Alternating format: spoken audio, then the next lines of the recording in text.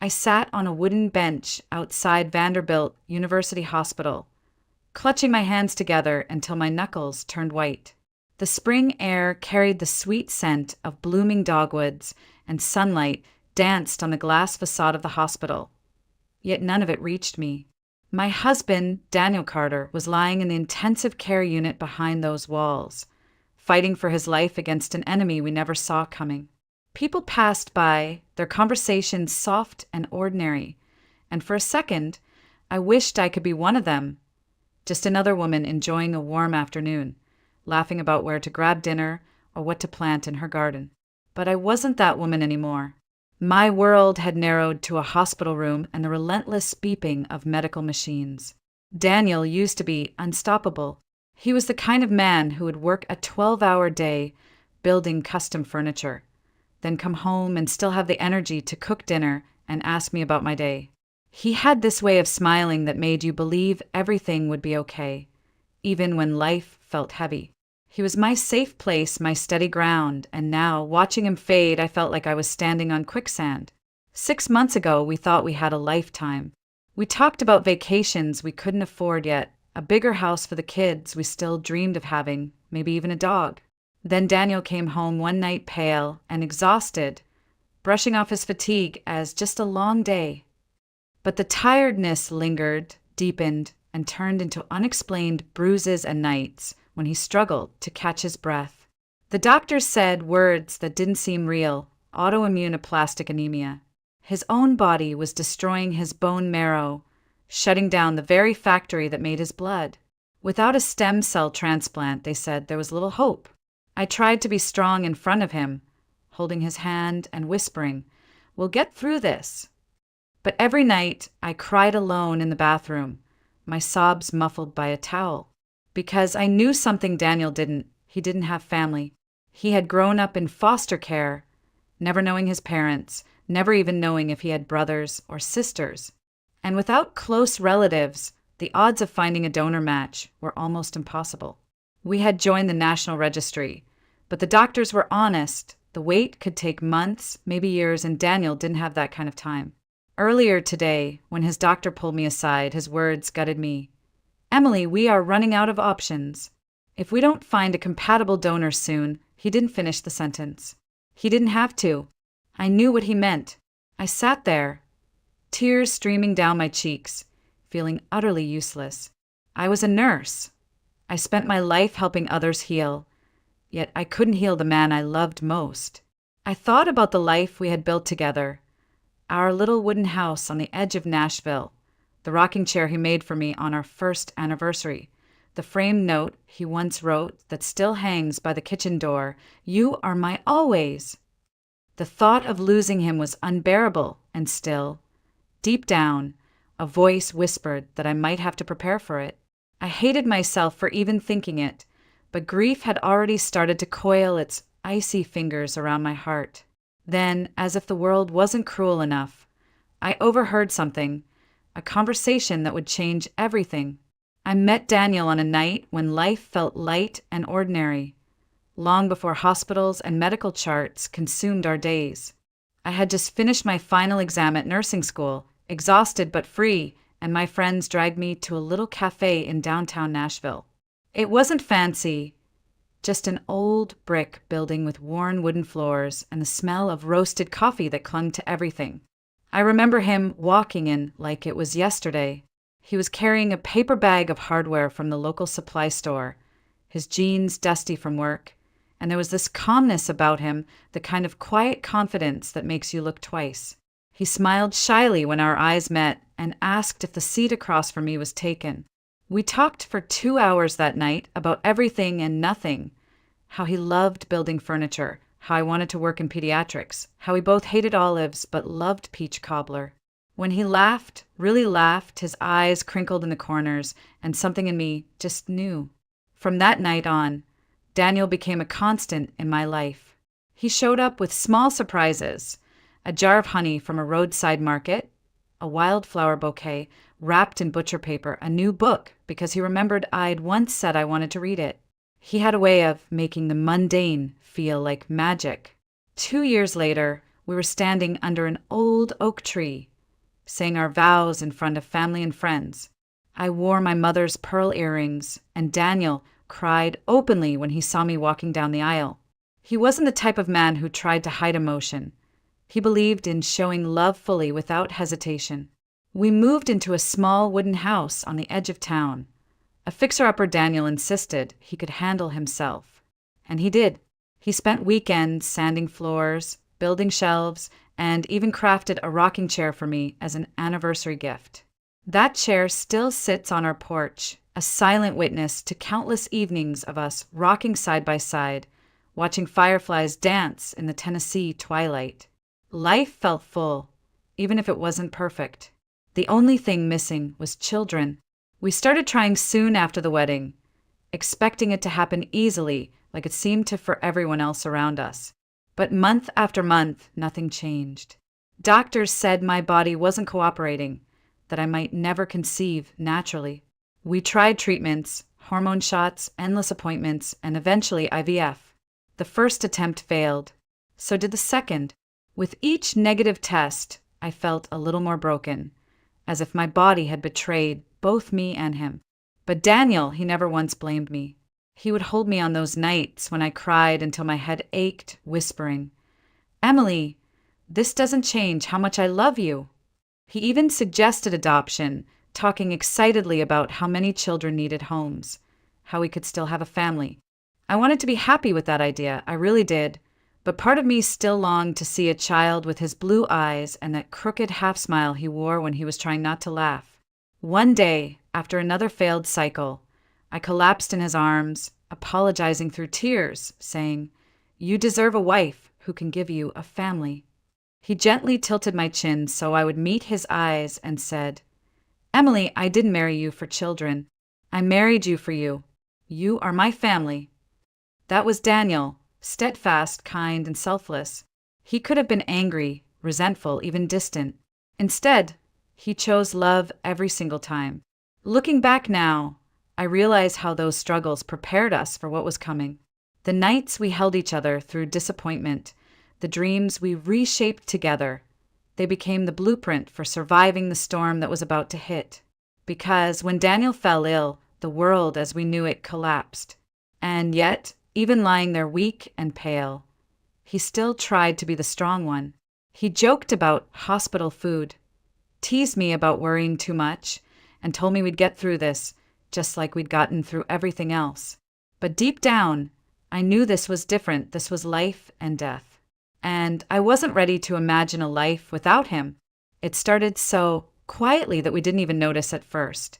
Daniel would come home from the shop earlier than usual, brushing off his fatigue with a smile. "Just tired, Em. Long day, that's all." But the tiredness didn't fade. It grew heavier, like something invisible was pulling him down every day. Then came the bruises. Small at first, like he had bumped into a workbench, but soon they appeared without reason, purple blotches blooming across his arms and legs. One night, I woke up to the sound of him gasping for breath, clutching his chest as if he couldn't get enough air. The nurse in me knew something was wrong. I begged him to see a doctor, and when he finally agreed, I thought it would be something simple, a vitamin deficiency, maybe stress. Instead, we were led to a hematology specialist who ordered every test imaginable. I'll never forget the moment the results came back. The doctor sat us down, his face too serious, his words deliberate. "Daniel, you have aplastic anemia. It's rare, and in your case, it's severe. Your bone marrow is shutting down." I felt like the air had been knocked out of me. Daniel just nodded, calm as always, and asked, "What do we do?" The answer was both simple and impossible. You need a bone marrow transplant. Without it, your body can't produce blood cells. But the process requires a donor match, ideally a sibling or close relative. I remember looking at Daniel, silently begging him to say there was someone, but I already knew there wasn't. Daniel had grown up in foster care, bounced from home to home, never knowing his parents or any siblings. He had no family tree to turn to, no one to call. We signed up for the National Donor Registry immediately, but the doctors were honest. It could take months, maybe longer, to find a compatible stranger. And Daniel didn't have that kind of time. The disease moved fast. He became pale, his strong hands trembling when he tried to pick up a cup. The man who once built furniture until midnight now struggled to walk across the living room. Even then, he tried to protect me. He joked about the hospital gowns, about how he'd always wanted to try that bald look once his hair started thinning from medication. At night, when he thought I was asleep, I could hear him whispering prayers under his breath, asking for strength, not for himself, but for me. I'd hold his hand in the hospital bed and force a smile, saying things like, "We're going to beat this." But inside, I was terrified. Terrified of losing him. Terrified of waking up to an empty house. Terrified of facing a life I hadn't planned for. One afternoon, after another round of transfusions, the doctor pulled me aside. His voice was gentle, but carried the weight of finality. "Emily, we are running out of options. If a match doesn't come through soon, I'm afraid he doesn't have much time." I nodded, unable to speak, feeling the tears burn behind my eyes. I had seen death before. Working as a nurse, you face it more often than most people. But nothing prepared me for the thought of losing Daniel. I walked outside into the hospital courtyard, desperate for air, desperate for anything that could steady me. That's when I heard it. 2 hospital employees were on break nearby, talking casually, unaware I could hear them. "You know that guy in ICU? Carter? He looks just like this guy who lives out in Pine Hollow." I swear, it's like looking at the same person. My heart stopped. Pine Hollow, a small mountain town just a couple of hours away? Could it be nothing more than coincidence? Or could it mean Daniel had family out there, someone who might be a match? For the first time in weeks, I felt something I hadn't dared to feel. Hope. Fragile, trembling hope, but hope nonetheless. I stood frozen in the courtyard, their words echoing in my ears. "He looks just like this guy who lives out in Pine Hollow." Pine Hollow was a small mountain town, about a 2-hour drive east of Nashville. I had only been there once during nursing school for a community outreach program. It was the kind of place where life slowed down, where people still waved at strangers passing by. Could it be a coincidence? People resembled each other all the time, but something inside me whispered otherwise.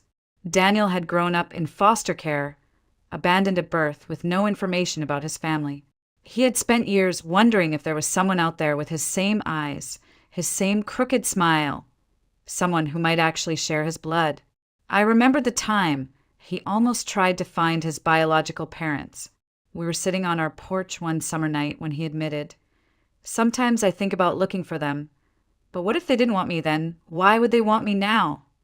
His voice had carried a quiet ache when I didn't know how to soothe.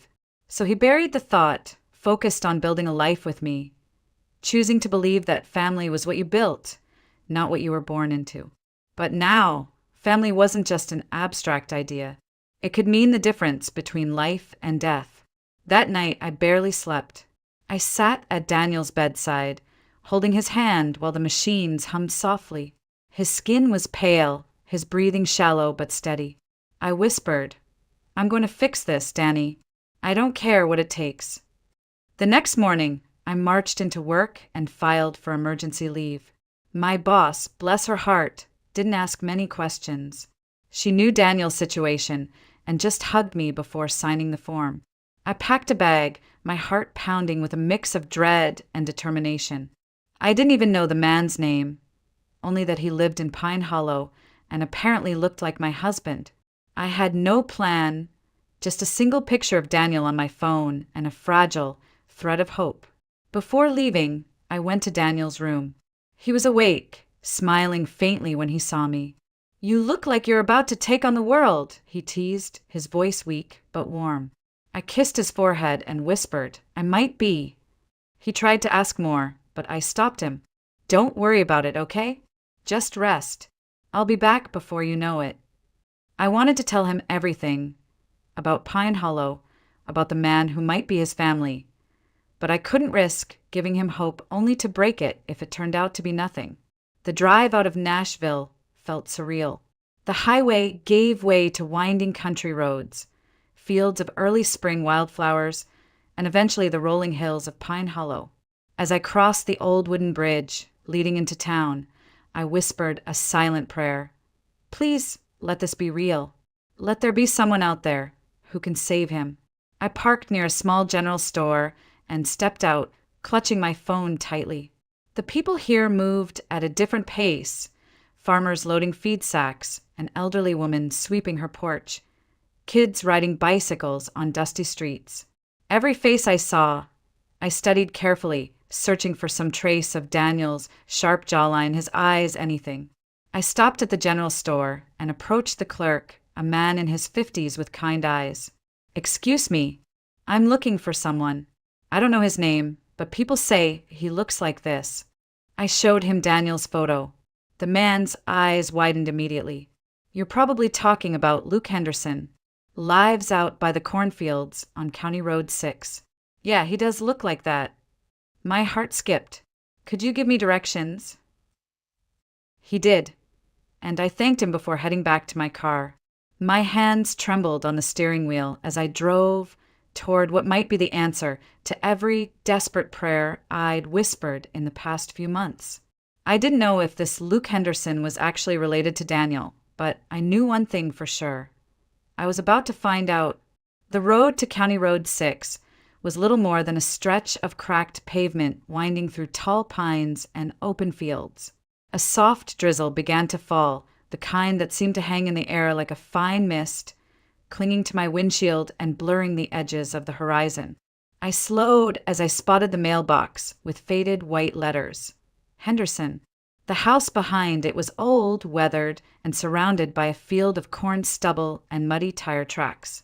A rusted swing creaked in the wind, and somewhere in the distance, a dog barked.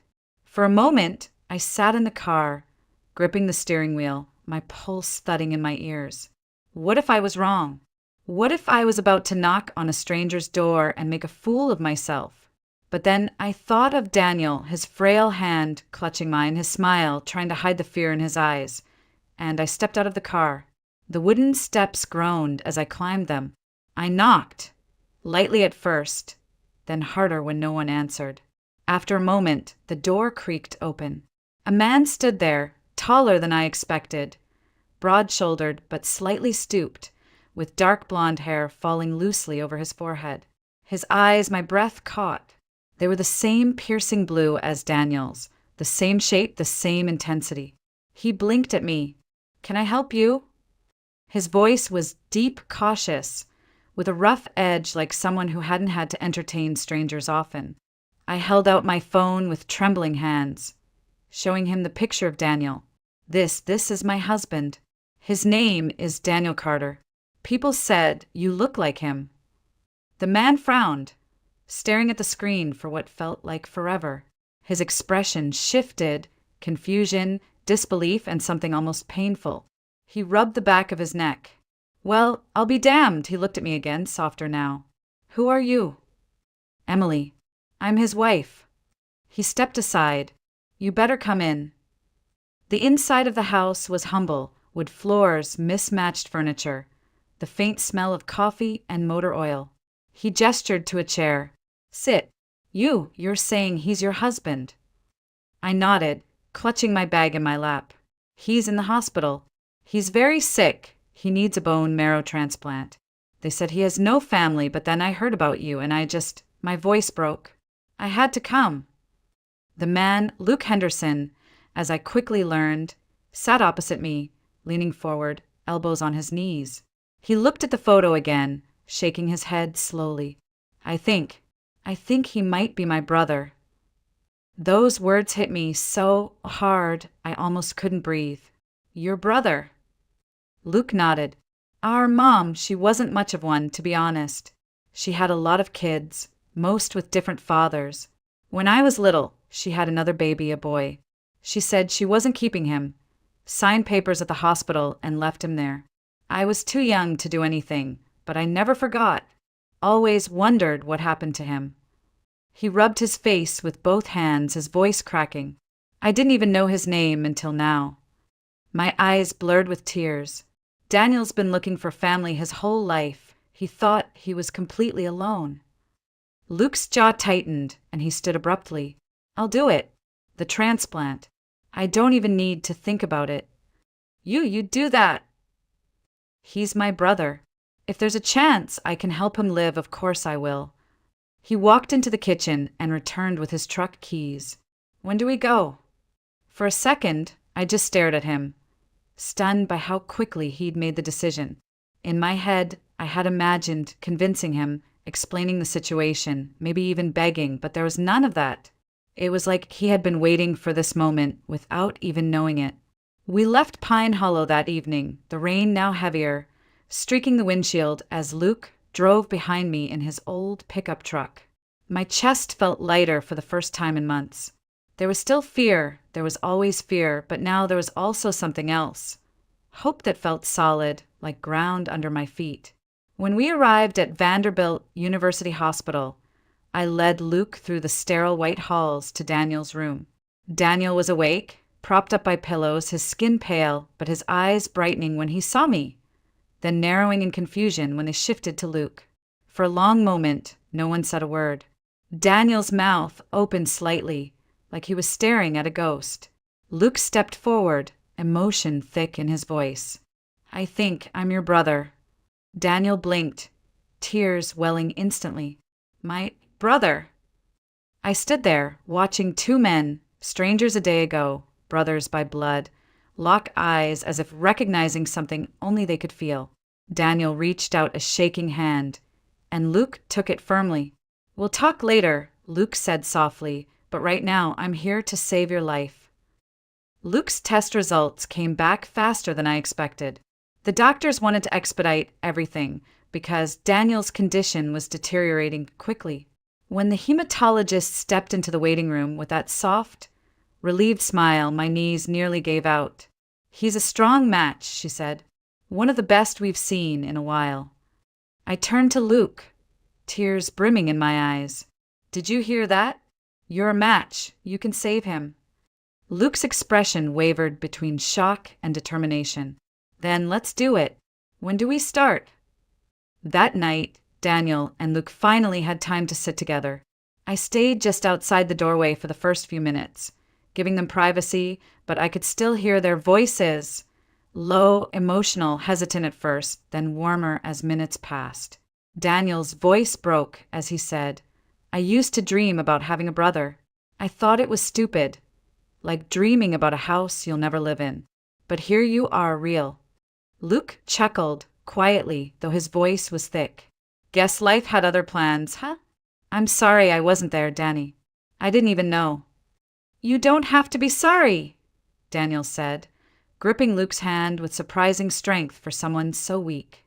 You're here now. That's all that matters. When I stepped back into the room, Daniel looked at me with damp eyes and whispered, I have a brother, Em. I'm not alone. I kissed his forehead and smiled, whispering back, You never were. The procedure was scheduled for the next morning. I barely slept, my mind racing through every possible outcome. Luke was calm, even joking with the nurses as they prepped him for the donation. Never thought I'd be giving my bone marrow to a guy I met yesterday, he teased, then looked at Daniel and added softly, But I'm glad it's him. The hours crawled by, but eventually it was done.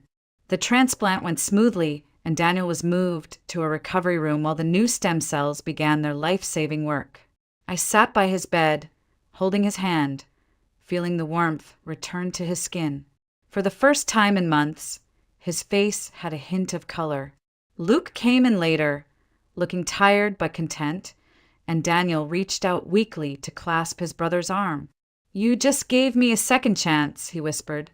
Luke smiled and said, Guess we're even now. You gave me family. I couldn't stop the tears this time.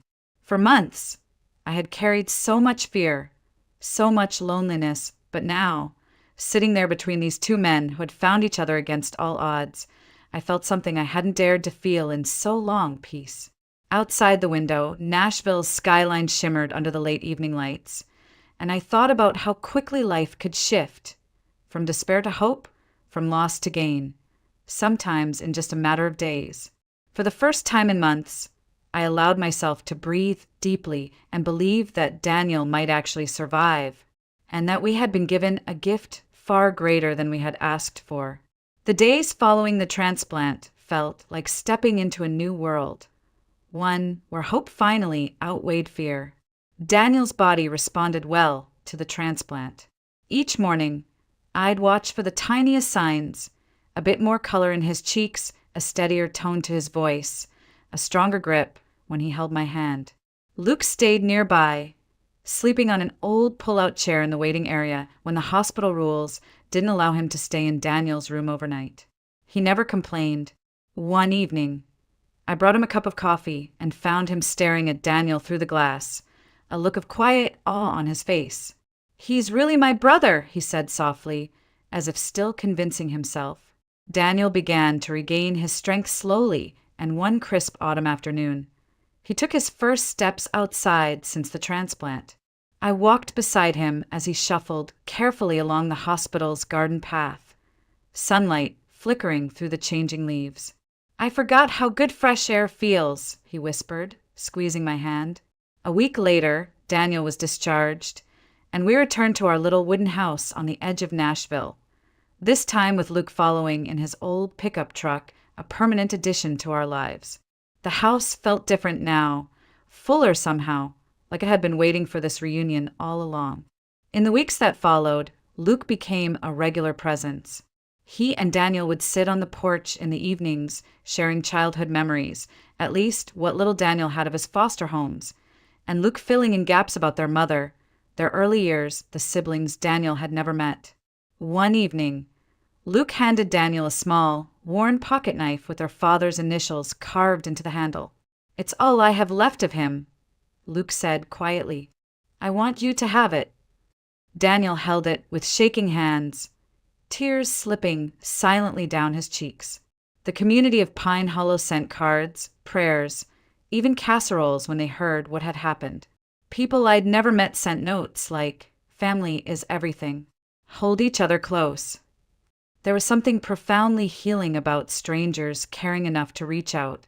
It reminded me that goodness still existed everywhere, even in the hardest seasons. Months passed, and Daniel grew stronger. His hair began to thicken again, his laugh returned, and he started building furniture in the garage. Slower than before, but with that same spark of creativity he'd always had. One evening, he pulled me outside to the porch where a brand new rocking chair sat, crafted with careful precision. "For you," he said simply. I sat down and felt tears blur my vision as I rocked gently, the chair creaking with a familiar warmth. We also welcomed Luke into our traditions. Sunday dinners became a staple, filled with laughter and quiet gratitude. Sometimes I'd catch Daniel and Luke looking at each other with these half smiles, like they still couldn't quite believe they'd found each other. One particularly golden autumn evening, Daniel and I walked along a tree-lined road near Pine Hollow, hand in hand, watching leaves swirl in the breeze. Luke was ahead of us, laughing as he carried his young niece, his best friend's daughter, on his shoulders. Daniel squeezed my hand gently. "You know," he said, "I used to think being an orphan meant I'd always be alone. But I was wrong. I have you, and now I have him too." I looked at him, feeling the truth of those words settle deep in my chest. "Family isn't always about blood, Danny," I whispered, "but sometimes it is, and it's beautiful." That night, as we sat around a small bonfire behind Luke's house, the flames casting soft glows on everyone's faces, I felt something I hadn't in so long, a calm certainty that we were going to be okay. Life had broken us down, yes, but it had also put us back together in ways we never expected. I rested my head on Daniel's shoulder, listening to Luke telling a story about their childhood neighborhood, and thought to myself, this is it. This is what healing feels like. Our story had begun in despair, but it didn't end there. It ended with family, with second chances, with a brother found and a life renewed. And as I closed my eyes, the crackle of the fire and Daniel's warm hand in mine, I realized something powerful. Sometimes life gives you exactly what you need, just when you're about to lose hope.